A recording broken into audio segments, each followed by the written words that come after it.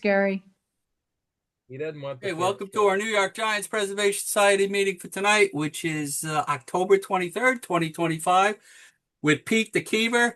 Pete wrote a book on Fat Freddie Fitzsimmons, which he will be discussing shortly. First of all, before we even turn to Pete, I want to thank him. He was called a couple of weeks ago on short notice, sort of in the bullpen. If I had known he had the book, I would have scheduled him anyway. But Pete, thank you in advance for rescheduling everything in our favor here. So next week we have Brett Freelander. Brett is going to be discussing a book he wrote on Moonlight Graham and his one game with the New York Giants. So that should be very, very interesting. Everything is basically booked up through the year. I'm working through 2026. We're already into April there. So we have guests all along the way. And I want to thank everybody for their support. The YouTube channel surpassed the 500 mark, which is really a nice round figure. If you haven't subscribed, please do so. It just makes us look more legitimate, if you know what I mean. So without any further ado, I'd like to welcome Pete the Kever to the New York Giants Preservation Society. Here is the book that Pete wrote, Freddie Fitzsimmons, A Baseball Life. Pete, the floor is yours, and welcome to the New York Giants Preservation Society. Thank you, Gary, and good evening to all of you. Thank you very much for giving me the opportunity to speak to you this evening and to share some history from Freddie Fitzsimmons, a person that's come to be very important in my work as a historian. And I really appreciate also your efforts to preserve and celebrate the rich history of the New York Giants. Fred would be very pleased with the work that all of you are doing, carrying on that legacy. So the book that I wrote, I really was doing the research for it from about 2006 to 2012. It was published in 2013. And what I'd like to do this evening is to kind of take you through some of the highlights of Fred's life and his career, especially with the Giants, and maybe even read a couple passages from the book that have some particularly, I think, entertaining moments in his life. And then we'll have some time for questions and just sharing your memories and thoughts about Freddie Fitzsimmons, things that you may have heard or know that I didn't come across in my research. So Fred was born on July 28th, 1901, on a farm in Tipton County, Indiana, about 10 miles south of Kokomo. His family came to Mishawaka around 1906. And Mishawaka is located about 90 miles east of Chicago. We're just south of the Michigan state line, about halfway across the top tier of counties in Indiana. Fred identified with Mishawaka as his hometown so much that every baseball reference source incorrectly identifies Mishawaka as his birthplace. But I can tell you for sure he was not born in Mishawaka. Fitzsimmons signed his first pro contract with Muskegon, Michigan, their minor league team, in 1920. And he played 3 seasons there before he was acquired by the Indianapolis Indians. Fitzsimmons pitched for Indianapolis from late in the 1922 season until August of 1925. And Fred then was discovered by manager John McGraw during spring training in Florida in 1925. And the slumping Giants bought him from the Indians in early August 1925. Fred's major league debut came in Pittsburgh on August 12th, 1925. So we've just recently celebrated the 100th anniversary of Fred's major league debut. And so it's very appropriate that we've come together this evening remembering Freddie Fitzsimmons. In that game, Fred came on in relief in the 5th inning and held the Pirates scoreless the rest of the game. Fred's first win came 4 days later at the Polo Grounds. He also went 2 for 3 from the plate that game and had 3 runs batted in. They were very very impressed, very pleased that Fred had joined the Giants. The Giants fell short of the World Series year after year in the latter 1920s, the early 1930s, but Fitzsimmons was doing his part, becoming the ace of the staff in those pre-Carl Hubbell years. Fred had some of his biggest accomplishments in that period of his career, and a few of the highlights for you. In 1927, in a 16-day stretch that began on September 12th, Fitzsimmons pitched in 6 games. He had a 4-1 record in those games, and he also had 4 complete game winners during that period. In 42 innings, Fitzsimmons allowed just 13 runs. In 1928, Fred pitched the longest game of his career. It was at Wrigley Field on July 21st, 15 innings. I know it's a different era, but 15 innings. 1929, Fitzsimmons won 20 games. That was the only time that he had a 20-win season. Also in 1929, he pitched 36 scoreless innings against the Cincinnati Reds. He completely owned the Reds for a stretch of time, over 4 games. And in a 1937 feature article, Fitzsimmons said that feat was his biggest accomplishment as a major leaguer.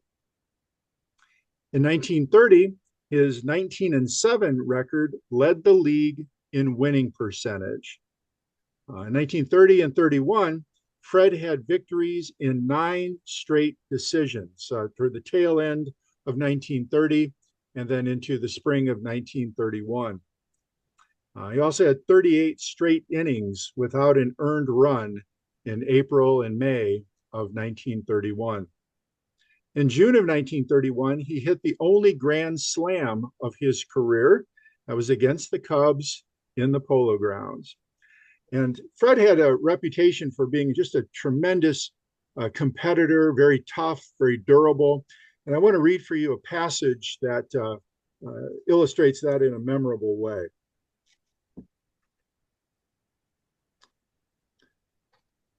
Throughout his major league career, Fitzsimmons was known for his competitiveness and ability to endure pain and injury.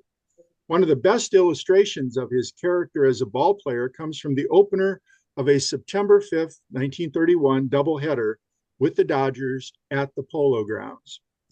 Having allowed just 3 hits, Fitz also belted a home run over the left field wall in the 5th inning. As if that were not enough, what happened next was a remarkable display of his durability and determination.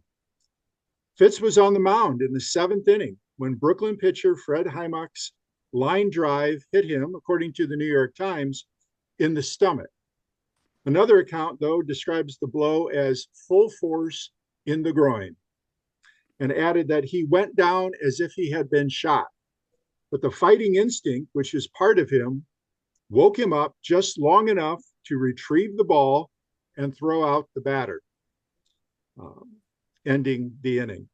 Fitzsimmons then blacked out and fell to the ground, writhing in agony. The team doctor and other Giants gathered around him, ready to take him off the field on a stretcher. When Fitzsimmons came to, McGraw wanted him to leave the game, but Fred refused both the stretcher and an early withdrawal. He uttered, "Wait, if I can sit still for a few minutes, I think I'll be all right." Fitzsimmons' teammates helped him off the field and to the bench, but he could not rest long because he was the first batter up in the bottom of the inning. In a 1944 article, Fitzsimmons remembered, somebody said, "You're first up, Freddie. How about it?" I said, "Give me a minute. I'll hit." I sat there wiping my face with a towel, and the umpire came over. And when I said I was going to hit, he said, "Okay, take your time." The Times' description of the game said the crowd roared when Fitz picked up a bat and staggered to the plate. Cy Moore, the new Brooklyn pitcher, was not impressed by Fred's display of will or what John Drebinger described as the home crowd's thunderous ovation. The cheering had barely stopped when Moore's first pitch connected with Fitzsimmons' chin and left him unconscious for the second time in 7 minutes. I didn't even see the ball, Fred later explained. When I come to, they're waving smelling salts under my nose. I got up, and Ott, I think it was, said, "Well, you got enough?" "Yep, I got enough." Fitzsimmons was eventually able to walk off the field before he could come to and get into more trouble. But when he reached the dugout, he collapsed again and was hurried to a doctor. Fred suffered a bad bruise and, incredibly, only missed one start before taking the mound again. Years later, Fitzsimmons concluded one of his recountings of the incident by adding, "I was really knocked out of that game." Mel Ott remembered events differently when he told the story in 1946.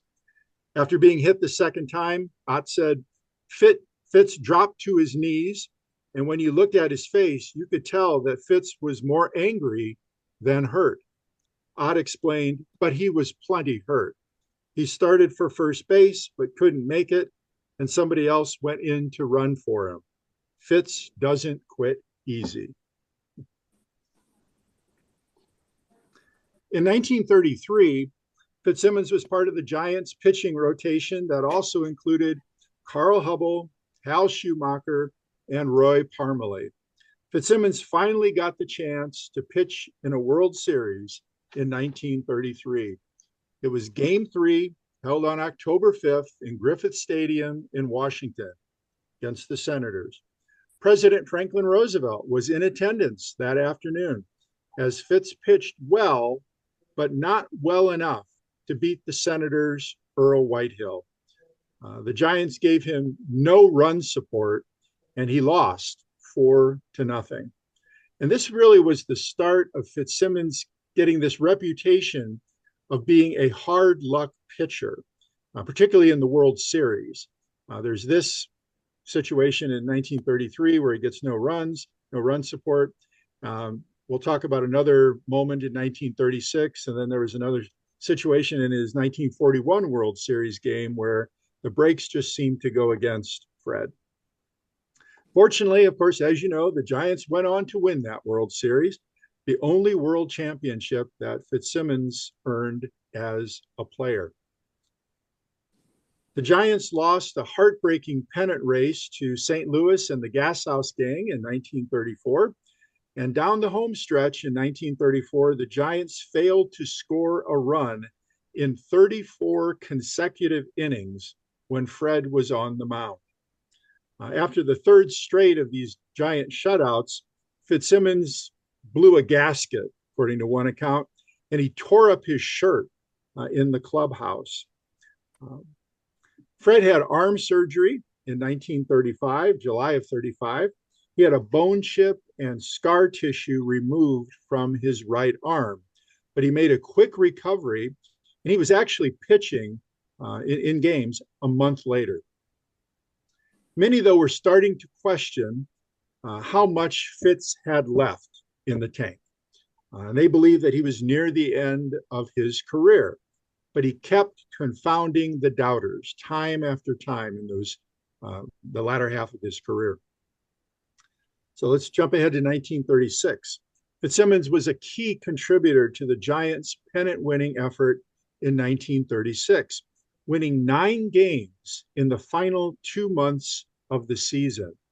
There were 6 victories that he had from July 28th to August 28th as the Giants ran down the Cubs and the Cardinals. And then once New York climbed into first place, he gave them 3 more wins in mid-September. And one of the greatest regular season performances of his career came on August 28th, 1936, when he pitched 13 innings against Waite Hoyt at Forbes Field, and Fitzsimmons won that game. On October 3rd, 1936, Fitzsimmons pitched in Game 3 of the World Series, his only career appearance in Yankee Stadium. It was a then record World Series crowd of 64,842 fans. The Yankee lineup he faced included Lou Gehrig, Joe DiMaggio. Fred went 2 for 3 at the plate and gave up just 4 hits, but he lost 2-1. He clearly outpitched Bump Hadley, Yankee pitcher, but a freak fielding play where the ball caromed off the edge of his glove as he was trying to field a ball that he probably should have let go through that for another fielder to get.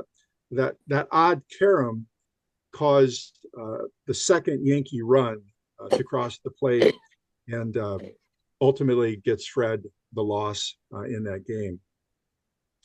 So another example of the hard luck pitcher reputation that he was perpetuating with that game.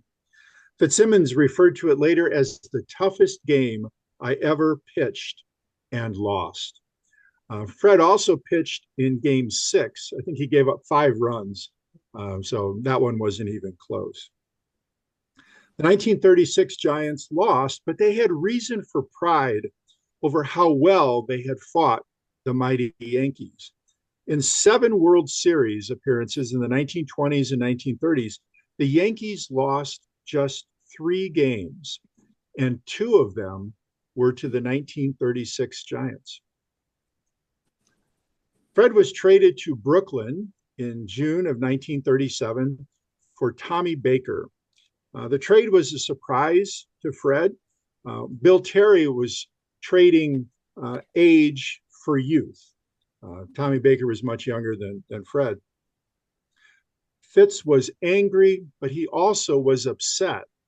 He really felt like he was part of the Giants family, and he had spent 12 and a half seasons with the Giants, and then suddenly, out of the blue, to be traded to Brooklyn. Well, you can see why he would be upset. And also, the Giants were a pennant contender that year, and they did go on to win the 1937 pennant. And so Brooklyn, of course, was a second division team near the basement. And Fred, according to his wife, Fred was in tears when he found out that he had been traded to Brooklyn. And of course, wouldn't you be in tears also if you learned that you'd been traded to Brooklyn? As a Giant, Fred had been Brooklyn's nemesis. His career mark against the Dodgers was 33-15, better than against any other team that he played. Brooklyn had lost more times to Fitzsimmons in the previous 12 seasons than to any other pitcher. And so it was a good move for Brooklyn, even if it was just to get Fred off the mound so that they wouldn't have to face him again. And once again, it seemed like Fred's career was over, but he experienced a rejuvenation in Brooklyn and pitched parts of 7 seasons with the Dodgers, and he won 47 games for them. And Giants historian Peter Williams referred to it as Terry's worst trade ever. Baker won 1 game for New York. Wow. And it's also referred to as one of the worst Major League Baseball trades of the 1930s.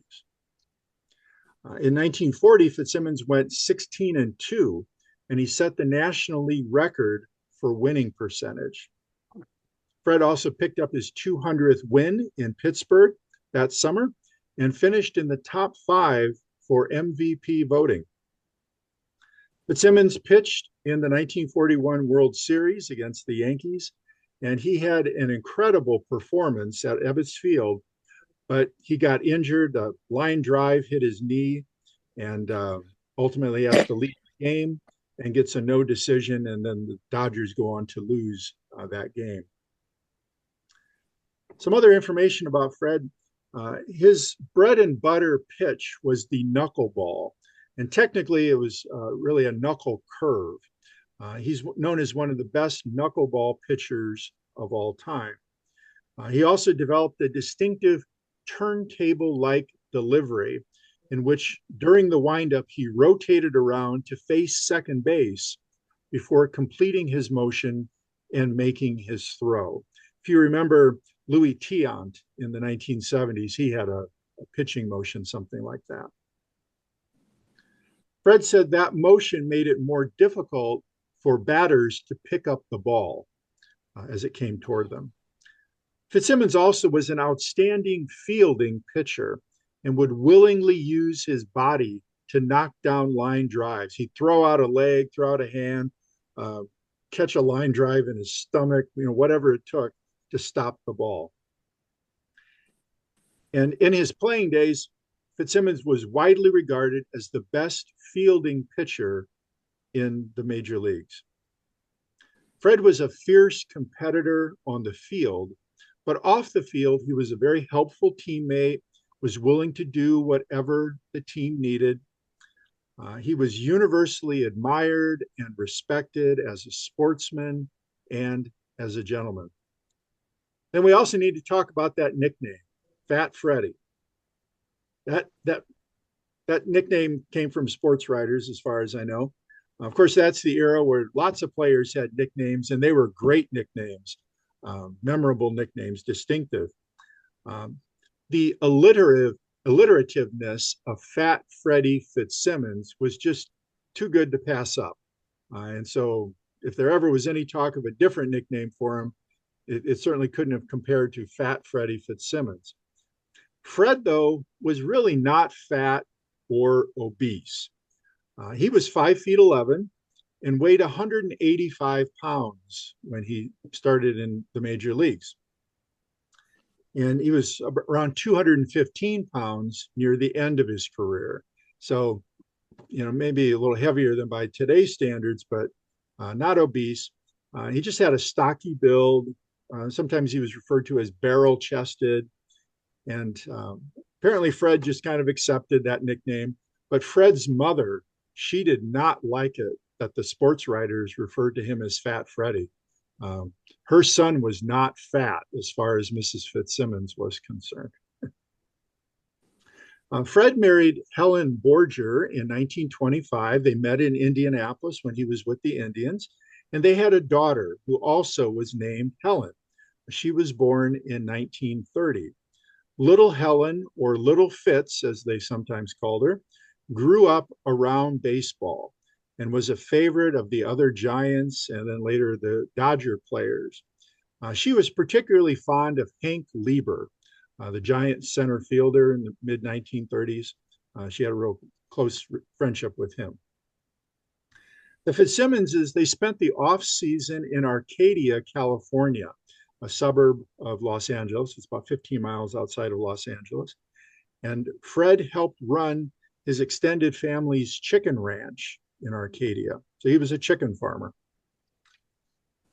Fred's playing career ended in 1943, and he became the manager of the Phillies until mid-1945 when he resigned. The Phillies were terrible. It was the Warriors. Talent was lean everywhere, but it was especially lean in Philadelphia. And it was very frustrating for Fred, who was very competitive, to be managing this team that was one of the worst in baseball. Fred later was a coach for the Boston Braves during the 1948 season when they went to the World Series. And then Leo DeRocher hired him as a coach in 1949. And Fred came home to the Giants. He always saw himself as a Giant and was very happy to come back to the Giants and the Polo Grounds. Fitz and DeRocher became very good friends. DeRocher's memoir later referred to Fred as the player DeRocher admired above all others. Fitzsimmons was also close with Willie Mays. And of course, I know one of the great moments in Giants history was that 1951 playoff game. And I want to read for you another passage that may give you a little more information about Fred's role in that great moment in Giants history.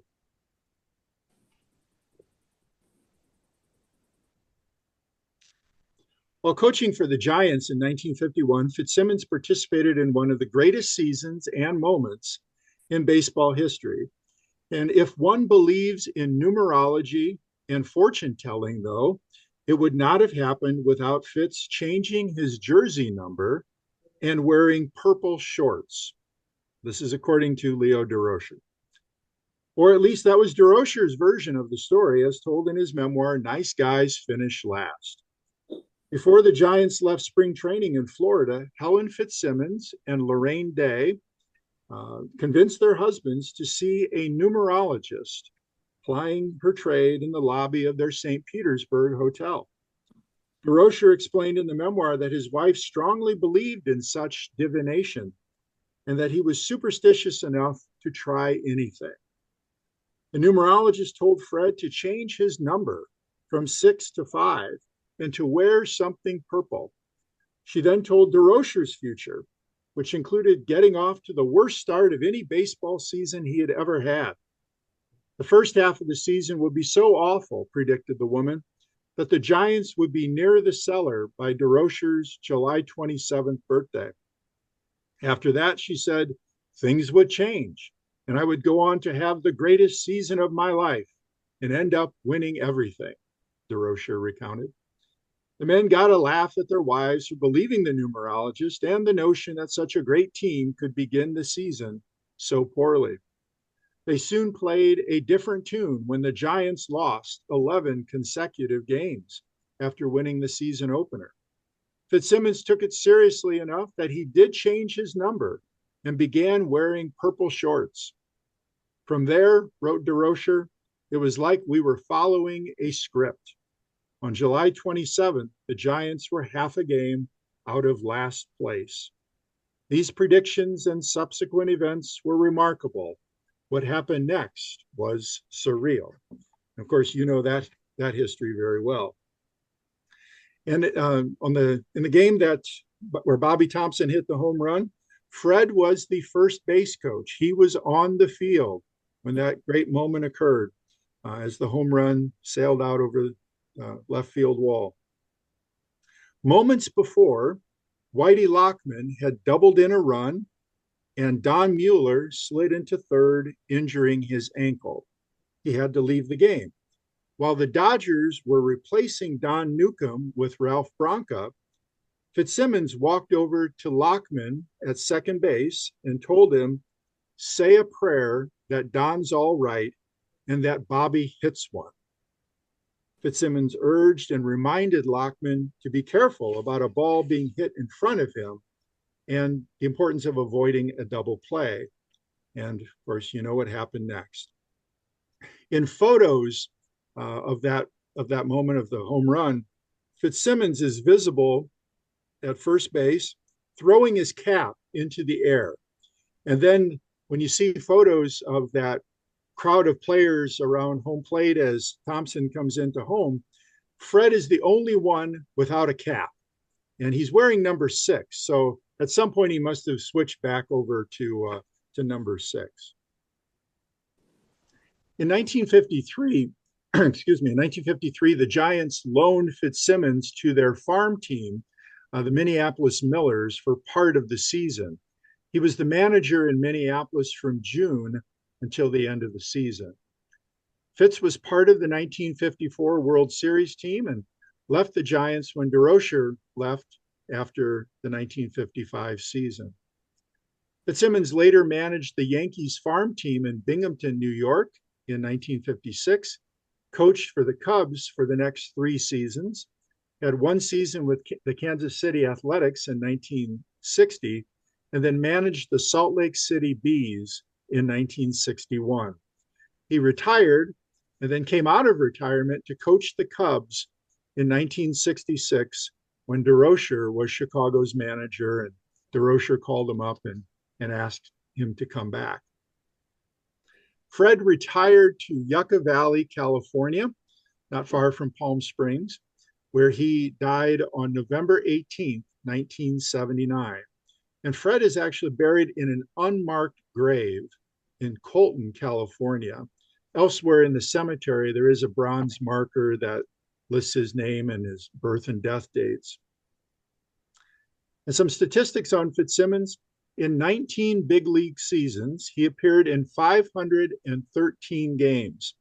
Fred finished with a record of 217 wins and 146 losses. He had 13 saves and 30 shutouts in a career 3.51 ERA. And he still ranks 7th in the Giants franchise's all-time wins with 170, 6th in innings pitched with 2,514 and a third, 8th in games started with 327, 10th in shutouts with 22, and he ranks high in several other categories, the kind that you don't want to rank high in, like hits, walks, and home runs allowed.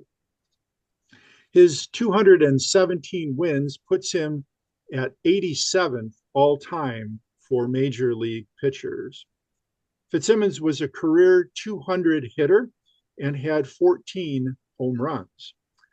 Fred is still 4th all-time in double plays by pitchers. He had 79, and just to put it in comparison's sake, Greg Maddux is number 1 with 98.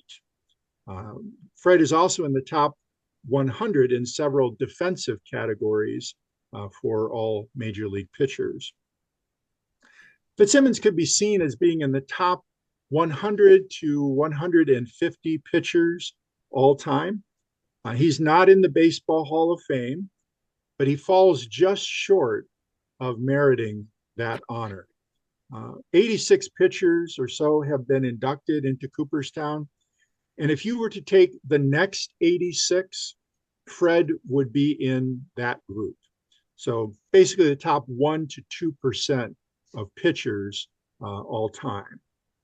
Fitzsimmons, though, was inducted into the Indiana Baseball Hall of Fame in 1992. And our Mishawaka High School baseball field was named for him in 2009, Freddie Fitzsimmons Field. We also have a historical marker in front of the house that his family lived in.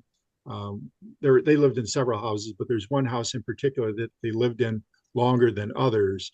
And so our city of Mishawaka put a historical marker in front of that house a few years ago. Fred was inducted into the Mishawaka High School Athletic Hall of Fame in 2018, even though he never played baseball at Mishawaka High School. I'm still not quite sure how we got that one done, but Fred has been inducted here into our local high school Hall of Fame.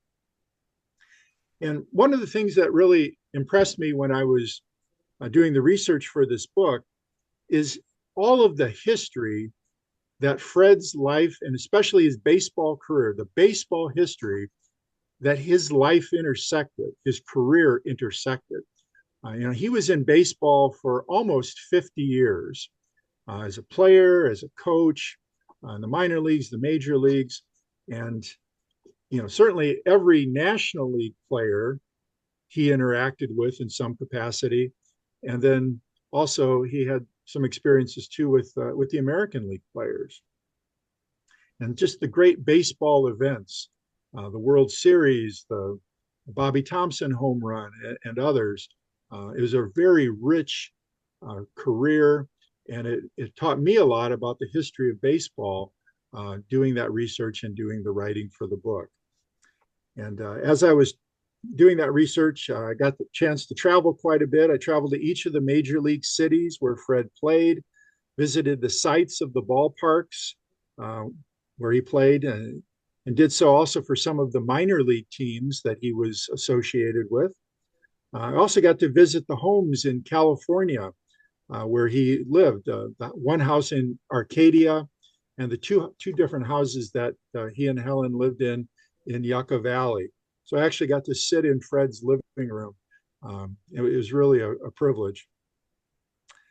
And I really felt doing that research like I was called to do this. If you want to think of it as Fred reaching out, saying, hey, somebody needs to write this story, because I've basically been forgotten by most people, including people in his hometown. That was my call to help to educate people about Fred's life and his career. The book, it's 350 pages long. There's lots of historic photos, and I talk quite a bit about each of Fred's seasons. So I organize most of it chronologically, but then I also have some chapters where we go into some backstories and anecdotes, or chapters on Fred's family life, his personality, his relationship with the media and fans. And then there's also an epilogue about the fate of some of the ballparks that actually all the major league ballparks that Fred was associated with, where he played, and what are those locations like today. And I enjoyed writing that epilogue. And there's a sense of sadness because other than Wrigley Field, all of the major league ballparks where Fred pitched, they are all gone. In the minor league parks, I know there's Marsh Field in Muskegon that still exists, but Nicollet Field in Minneapolis, that's gone. And so there are some historical markers at some of these places, or little indications that there was once a ballpark there. But, these cathedrals of the sport, particularly at the major league level, as you know, with the Polo Grounds, plaque or maybe some indication of where home plate was. We see that also in Pittsburgh and in Brooklyn. There is a sadness that these places that meant so much to people then, and that were so important in Fred's life and career, they're not quite as glorious today as they were, 70, 80, or 100 years ago. So if there are some questions that you have, or thoughts and memories about Freddie Fitzsimmons, or things you've heard about him, love to hear those. Pete, that was fabulous. It really was. Thank you. Tell Thank us you, Gary. tell us where they can get your book. Yeah, you could go online. I think Amazon has it. It was published by Author House out of Bloomington, Indiana, and they make it available through all sorts of the online booksellers. So you shouldn't have difficulty finding it. You could also try eBay. There may be even less expensive copies available through eBay. Terrific.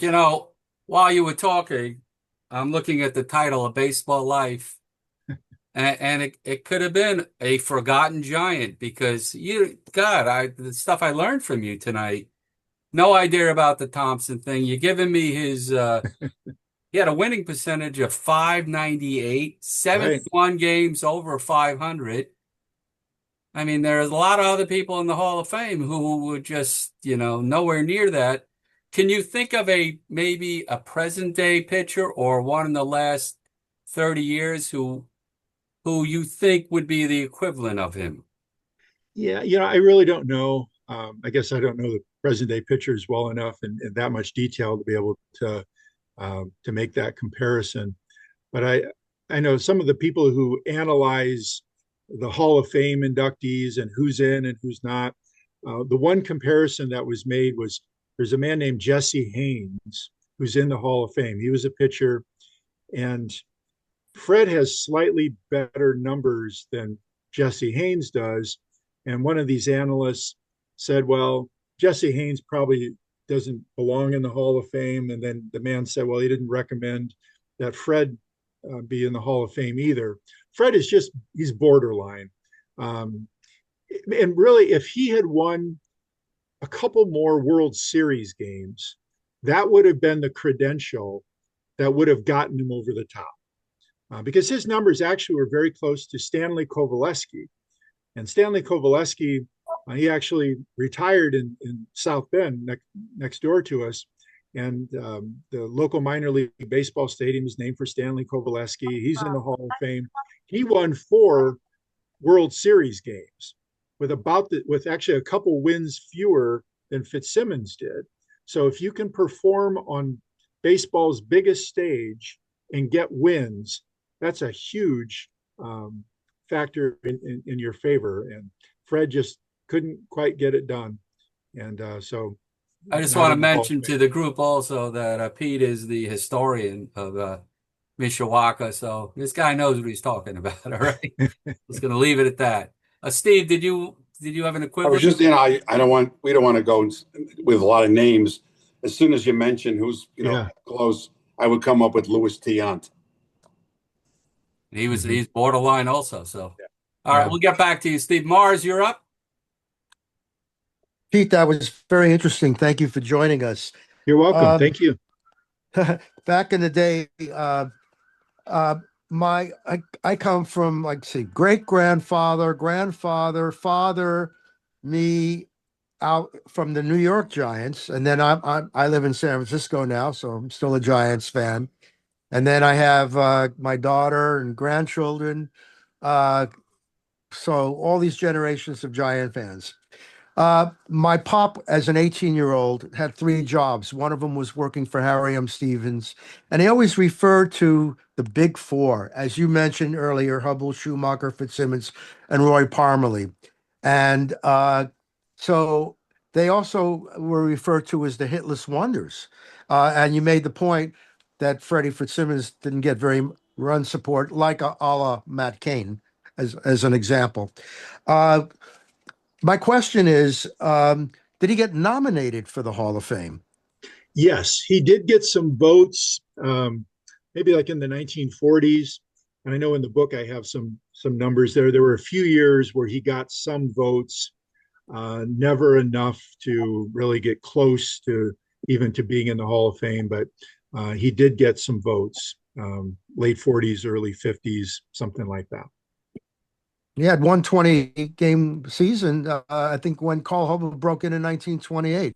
Mhm. And actually pretty good stats. And as you mentioned, there are players that got in where the stats are very close to his. Well, thank you very much. Yeah, you're welcome.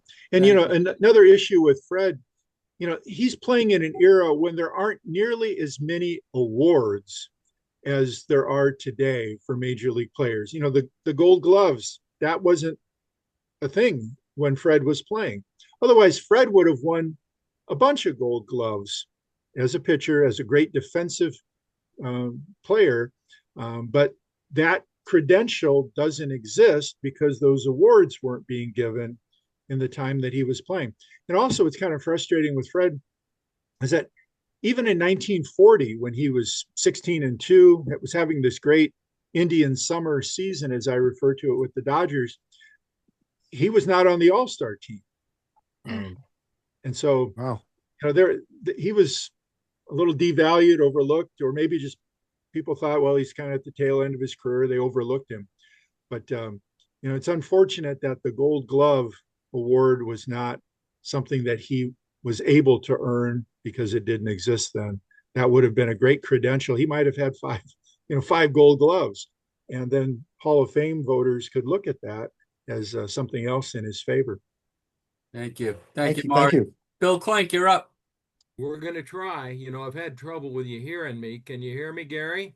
A little better Very than good. last time. Yeah. A little Okay. better than the last time. I still will speak loudly, and my wife says I do that too much anyways, but you guys are going to have to put up with me a little bit. Hey, I wish I could have met this guy only to go over the numerology. I can't believe when you gave me those numbers. August 12th, 1925 debut. He debuted in Pittsburgh. My parents were both born in 1925 in the Pittsburgh area, and my wife and I were married on August 12th. Wow. So I love that part of it. And I also would comment that we always talk about the Thompson ball. Now we have to include the Fitzsimmons hat. Who has Yeah. it? Yeah. It's out there somewhere, probably in somebody's collection, and they probably don't even know it was the Fitzsimmons hat on that. I was going to ask you, Kovaleski was also from that and from that area. Did they know each other post career? Well, Kovaleski, my understanding is that he retired in South Bend, Oh, okay. and I'm not sure like what year he came to South Bend. And I think he died maybe in the early 80s, something like that. So he may have spent quite a bit of time in South Bend. And Fitzsimmons, he rarely came back to Mishawaka. When he was playing, maybe once a year on his way back to California, they would stop in Mishawaka, visit his family. He had three other brothers that all lived here, and his parents were in Mishawaka. So I don't know that Freddie Fitzsimmons ever met Stanley Kovaleski here in Mishawaka and South Bend. You know, their paths just didn't cross. Fred really just wasn't a local resident for most of the remainder of his life. But something else I do want to point out, you're mentioning the Freddie Fitzsimmons cap, and I run the Mishawaka Historical Museum. Boy, I wish we had a cap from Freddie Fitzsimmons, but we do have a pair of pants, uniform pants, that Fred wore during the 1952 season when he was a coach. And I found it on eBay about 10 years ago or so. And it's got Fitzsimmons embroidered into the back of the waistline. And, it's got some stains and little holes and whatnot. So it's game used. Who knows how many times Fred wore those. Inquiring minds want to know. Yeah. What was the size? Gosh, I want to say, was it 52, something like that? Whoa. I think it's on the that pants. Freddie stays. We're going to do with a 52. We'll stay. And by that time, by 1952, he's 10 years past the end of his playing career. Yeah, he may have put on a few more pounds. One final question, which is a northwestern Indiana question that is always burnt with me because, as you well know, and you may have written or documented or studied, the fact that in 1958, the great, our beloved Juan Marichal broke in at Michigan City, just around the corner from you. Oh, really? Okay. I didn't know if you had studied that or had. No, I did not know that. He had a tremendous year at Michigan City that got him bumped up to Springfield and then obviously to Tacoma and then the Giants and all that. But I've never had anyone that knew anything about Michigan City, and if anybody would, I figured it would be you. Yeah, I did not know that Michigan City had a minor league team. Michigan City is about 40 miles west of Mishawaka, so it's less than an hour's easy drive. And so I'm not sure how long they had that major league team or whatever kind of professional team that he was playing with. So that's news to me. If you get a chance and you get any information on that, on kind of game by game or what he had done, you just can't dig that stuff out of regular sources because it's low minors stuff and it's so far back. But he had a tremendous record. I want to say he won like 22 games and lost only 5 or 6. I mean, he dominated the Midwest League that year. I mean, made an all-star and obviously got bumped up to a fast league in Springfield there in the Eastern League. But if you ever come across anything, can you share that with us? Yeah. I always wondered about his rookie year. Thank you. Yeah, I can do that. Thank you. Thank you, Bill. Mr. Rothschild, you're up. Great presentation. I read your book when it first came out, so it's thank you. Not so clear anymore, but you brought back a lot of great information. You talked about the awards. For years there was only one Cy Young Award, which obviously hurt somebody every year. And as Bill said, Marichal might have been one of them. Just one anecdote and then a question. There's so much superstition in baseball, and you guys probably remember this when the Giants played the Dodgers in the playoffs in '62 when DeRocha reunited with Dark. DeRocha said, I'm wearing my T-shirt from the '51 playoffs. And he said to Dark, well, what did you bring? And Dark said, I brought the center fielder with me. I've ever heard that. A question, when I came on early and you were already on, we talked briefly about the bowling alley. Can you just tell us a little bit about that and what it is now? I know you mentioned I wasn't half listening. Sure. Thank you.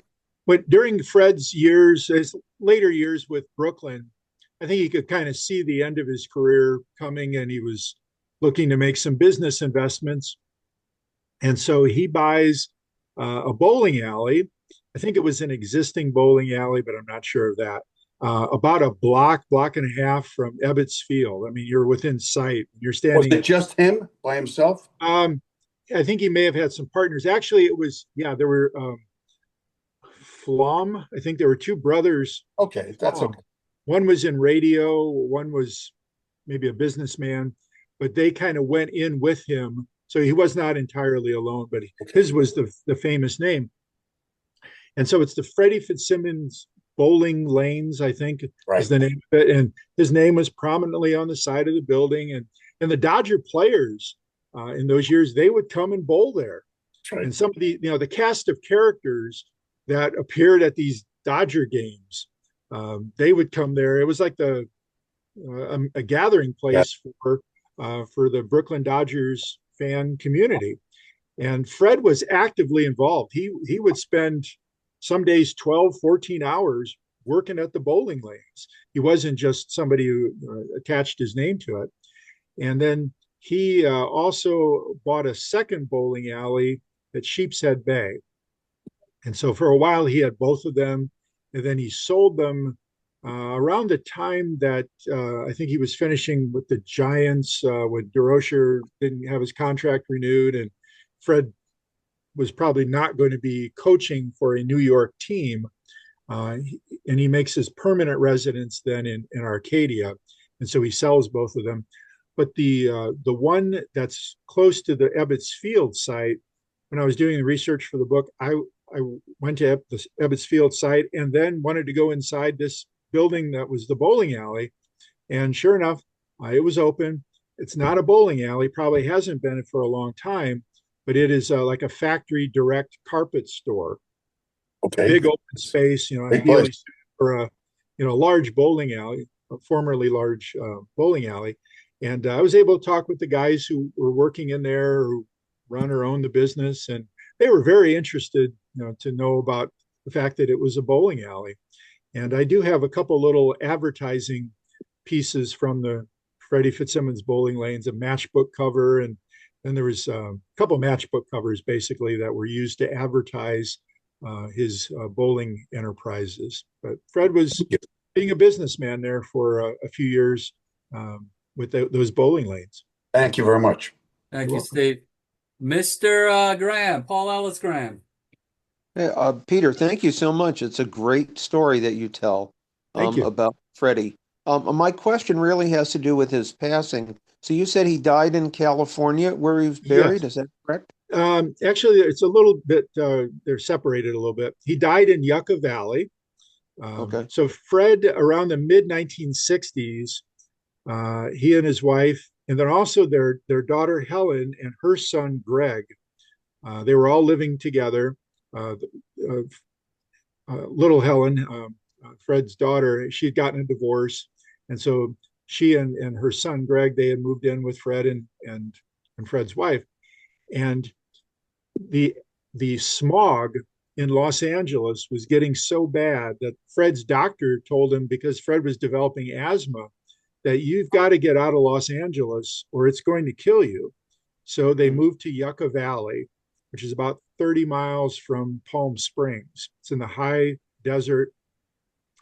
And that's where Fred spent the last years of his life. So probably 10 years or so, 10, 12 years, they were living in Yucca Valley, and he died of a heart attack on November 18th. And now he's buried not in Yucca Valley, not in Arcadia, but in Colton, California, which, I think it's about 50 miles from Los Angeles. So it's not really all that close either to Arcadia or to Yucca Valley.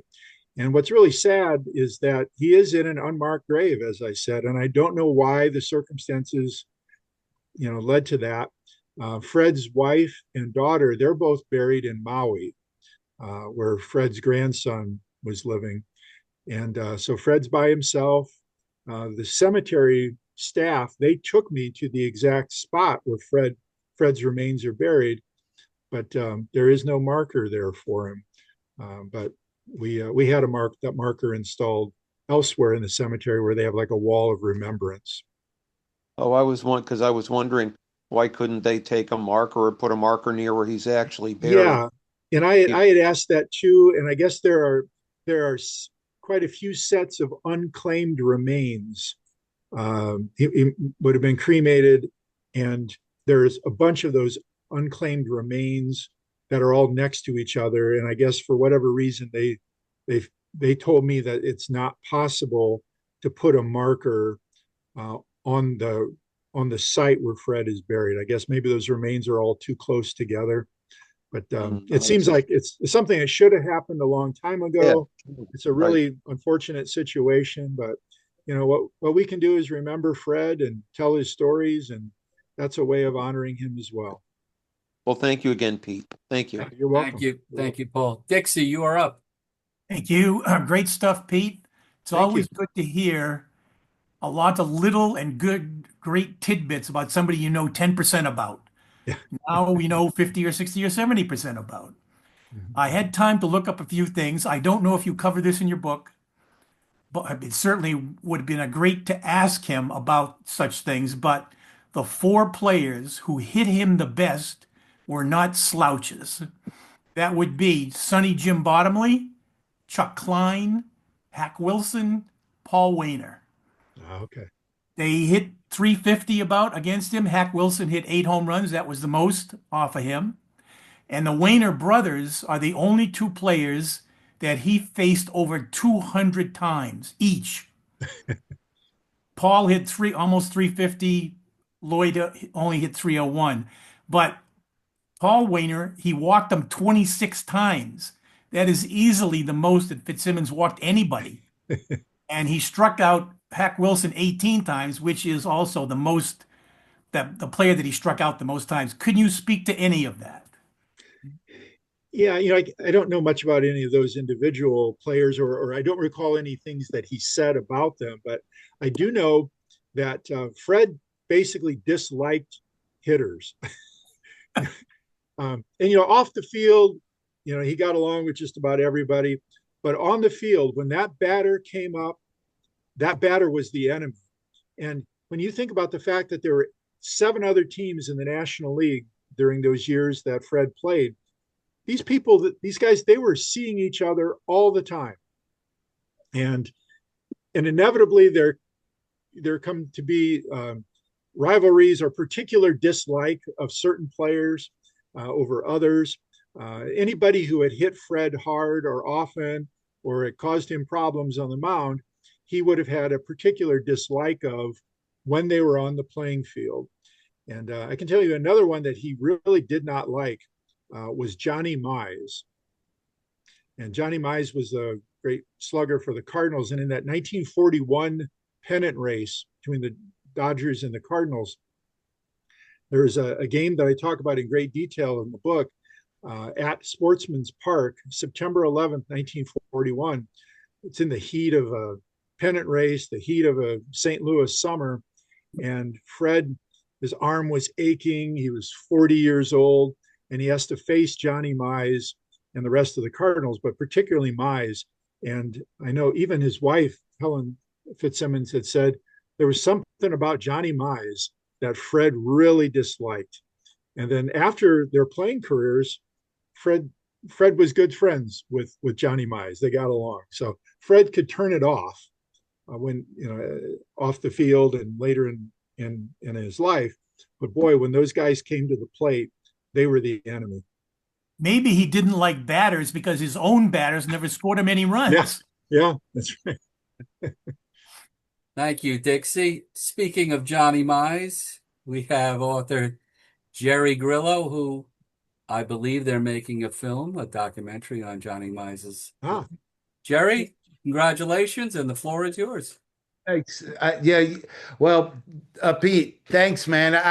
You told the story I was going to ask you about, so I won't ask you to repeat it. But I just wondered if there's anything to add to that, because I did a little research on that too for my book. I love that story so much, and always loved Freddie, as a character. And my dad was actually one of the guys who remembered who he was as a coach with the Giants, basically.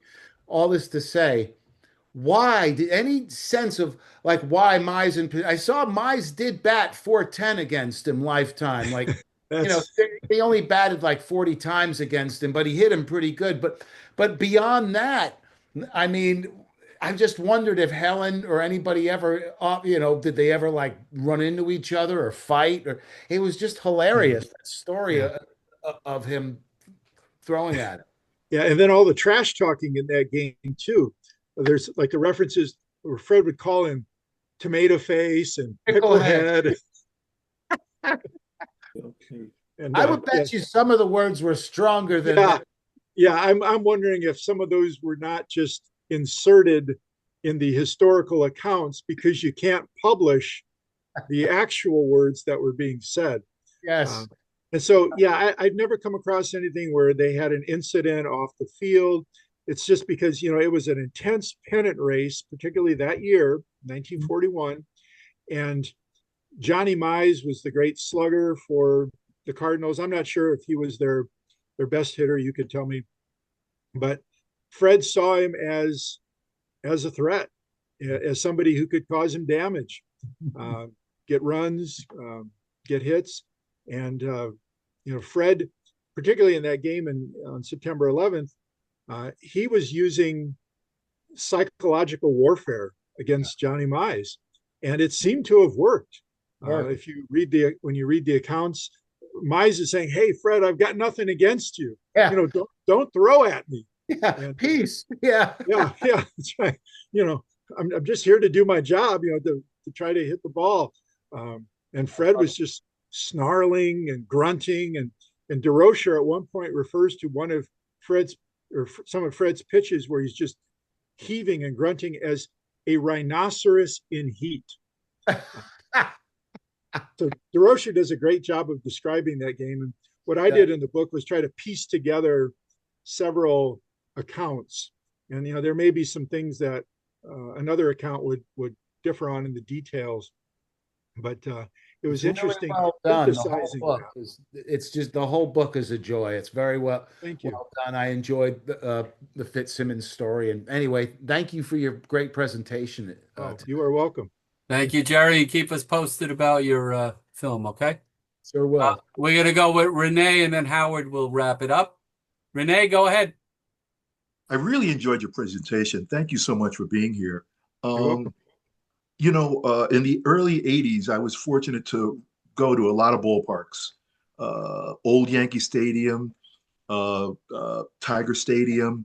There's a bunch that I went to. And you mentioned something on your epilogue that I'm really interested. I'd like to hear more of your take about the parks that he played in. If you could talk on that. Sure. Like the major league parks? Yes, please. Yeah. Because trying to go through them here is Cincinnati, Redland Field, all that's left of Redland Field. I think there's one sign, like a street sign that's been attached to the side of a building.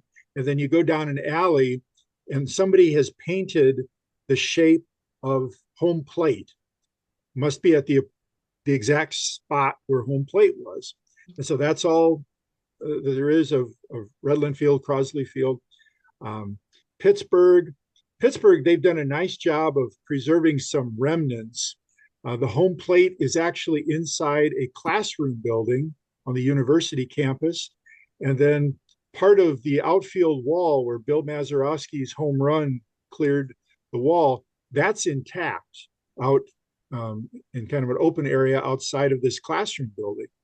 Of course, about Polo Grounds, there's some markings there.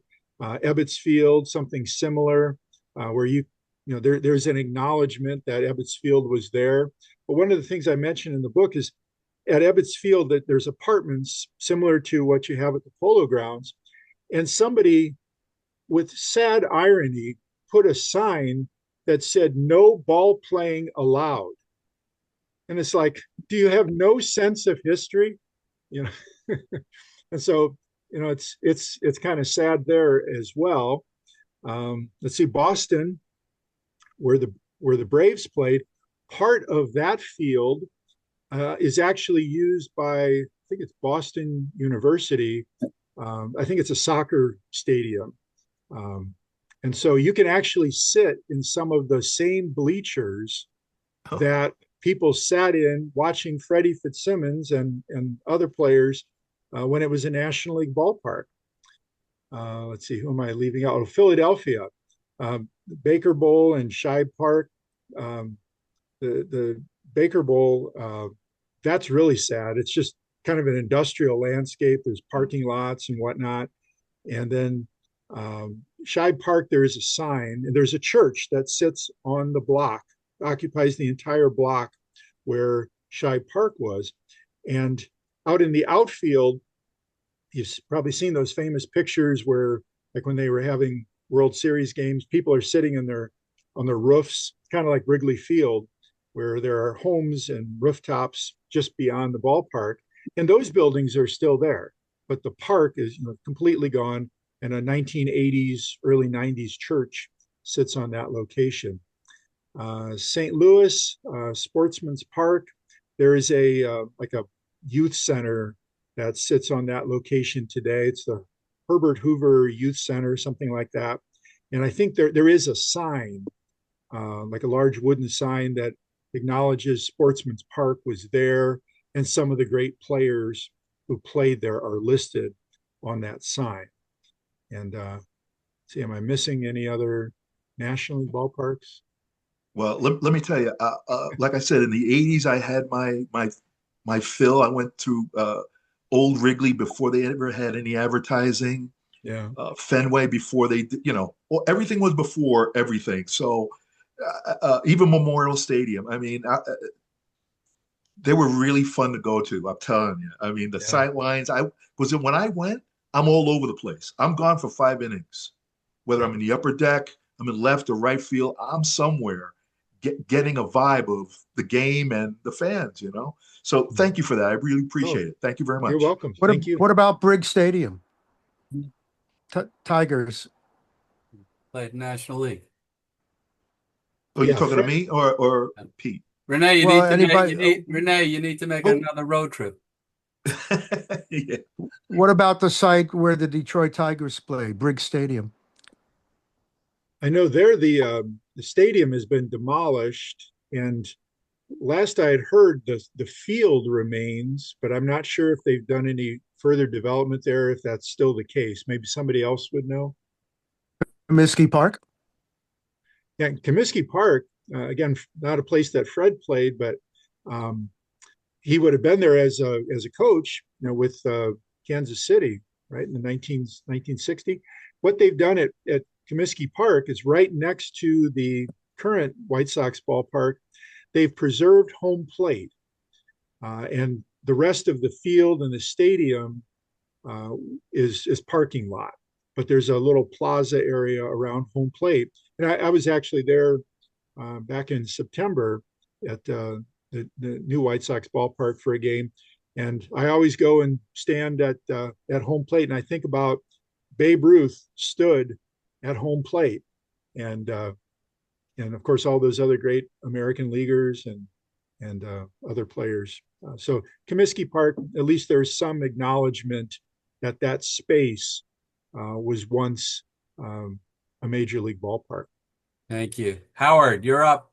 Yeah, Wrap it great presentation, Pete. Before Thank I get you. to my main point, which was about the grand slam that Freddie hit, I just want to mention that my daughter is a graduate of Boston University, and graduation back in 2010 was held in Nickerson Field, the former Okay, yeah, Braves. that's the name. So yeah. we're sitting on the field thinking of all those great. I'm thinking of Spawn and Sane and Pray for Yeah, Rain. Pray I for didn't know Rain. that Freddie played there. I have a question about the Grand Slam. You said it was in 1931 in the Polo Grounds, correct? Let's see what I have here. I know it was against the Cubs. Let's check. Yeah, against the Cubs in the Polo Grounds, June of 31. June of 31. I think my father was at that game. Oh, really? He was a big New York Giant fan. He was a kid back then, and he loves Hubble. That was his favorite. About in the early 2000s, when my father was getting on in years, I purchased a 1952 New York Giants yearbook, and there's a picture inside of DeRocha with the coaches, including Freddie. And my father pointed at it, and he wasn't that old back then. I mean, he was probably not much older than I am, probably a little bit older than I am now. He pointed to the picture and goes, "That's Fat Freddie Fitzsimmons. I saw him hit a grand slam once." Yeah. So And that was the only one. So that was the that only was it. one.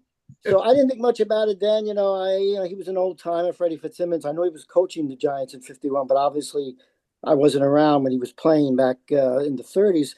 But now, after listening to you talk about it, and I'm thinking that's very familiar to me. And my dad was at that game, or at least he claimed he was at that game. A lot of people, that they claim all kinds of crazy, that I was there for this, I was there for that. But why would he say that if he wasn't? He had to really be there. Right. That's a specific memory. Sure. Yeah, well, my father he was always sharp until the end. My father, he remembered things. I went over all my old New York Giant yearbooks with him. He took me to the Polo Grounds when the Mets came along. So I guess I've been in 2 stadiums now that Freddie pitched in.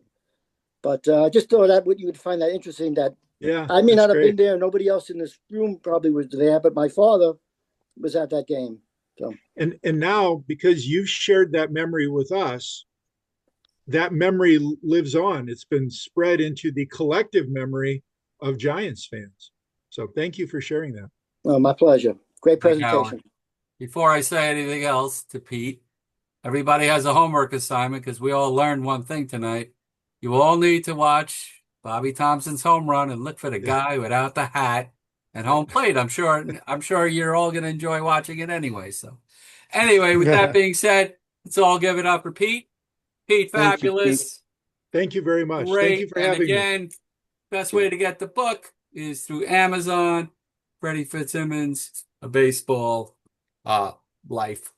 Pete, thanks again so much for giving us your time tonight. Thank you for having me, Gary. It was wonderful. We'll see each other next Wednesday. It's a Wednesday event because Halloween's 2 days later, and just we're gonna have Brett Freelander, who's gonna be talking about Doc Moonlight Graham. So until then, night everybody. I'm gonna shut off the recording. If anybody wants to hang for a little bit, we'll be here. Rooting for the Another Blue baseball. Jays.